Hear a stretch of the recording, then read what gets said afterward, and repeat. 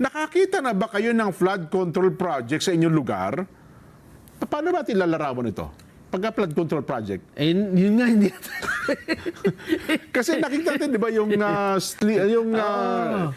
may kanal, may slippage ba tawag O, doon? yung mga gano'n, no? Oo. O kaya, nilagyan nila ng... siguro kaya yan ang malaking budget yan, yung flood control project. Oo. Kasi pwedeng hindi makita. Yun na nga eh.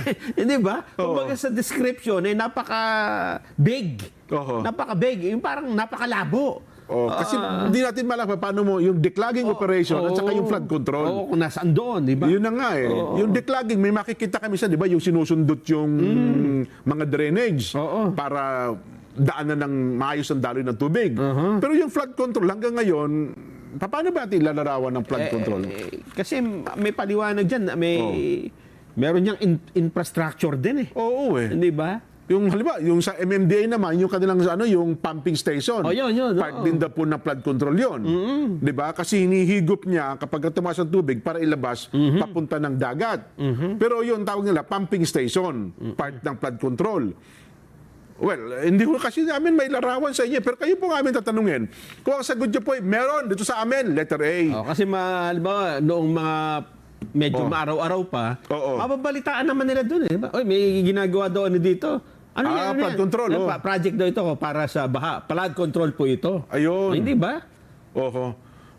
Eh ngayon, bumaha sa atin. Kinontrol niya yung baha para... Kaya nga ho natin, ang daming baha, na-control natin na ho sa atin. Kinontrol niya, hindi humupa yung baha. Ay, nako.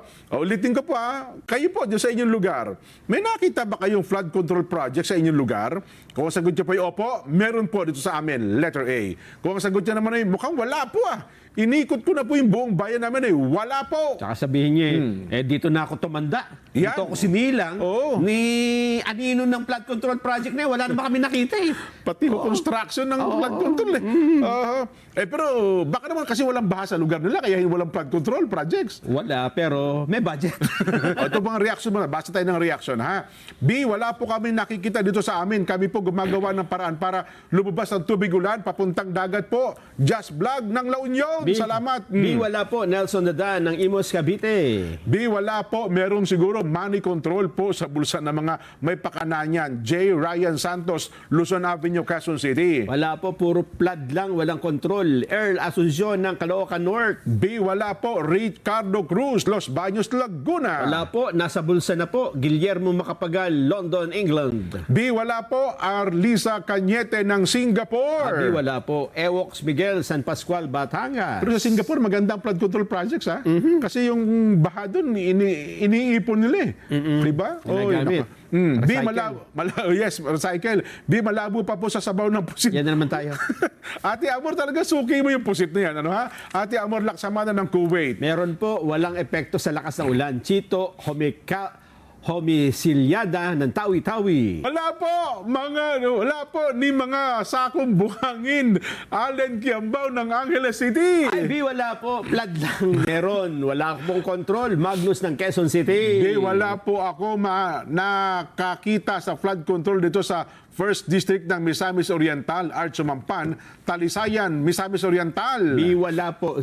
Joel Torres ng Laguna. B, wala po. Dan from Gentry, Cavite. Ay, wala po. Nestor de Lasas ng Tawi-Tawi. Ayon, resulta po ng ating Box Populi sa tanong na, nakakita na ba kayo ng flood control project sa inyong lugar? Naku po, ang nagsabi ng meron naman, May nakakita. 6%. Ayan. Ano na billion 600 billion pesos na yan. Ang nagsabi ng wala po, binaha Naku po. Binaha po, 94%.